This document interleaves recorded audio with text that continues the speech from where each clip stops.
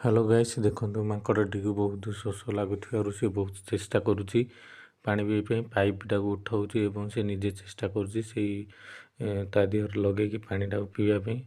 ବହୁତ ଚେଷ୍ଟା କଲା ଭିତରେ ସେ ନିଜେ ପାରୁନଥିବାରୁ ପାଇପ୍ ସହିତ ବହୁତ ସଂଘର୍ଷ କରୁଛି। ତେଣୁକରି ଶୋଷ ତାକୁ ପ୍ରବଳ।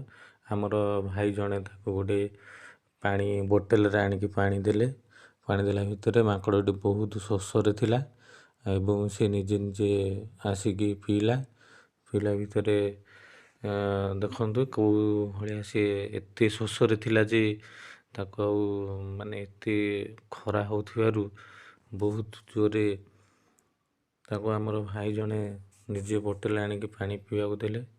ମାଙ୍କଡ଼ଟି ବହୁତ ଖୁସିରେ ପାଣି ପିଉଛି। ଦେଖ, ସମସ୍ତଙ୍କର ବି ଏଇଭଳିଆ ରହିବା ଦରକାର ଯେ ଜୀବଜନ୍ତୁମାନଙ୍କର ମନ କଥା ବୁଝନ୍ତୁ ଏବଂ ଯେଉଁଠି ଦେଖୁଥିବେ ଏଇଭଳିଆ ଭୋକରେ ଆଉଡ଼ୁ ପାଉଡ଼ୁ ହେଉଥିବେ ଏଇ ଜୀବମାନଙ୍କୁ ଟିକେ ଦୟା କରନ୍ତେ ଏବଂ ଏମିତି ପାଣି ତାଙ୍କମାନଙ୍କୁ ଦେଲେ ସେ ବହୁତ ଖୁସି ହେବେ।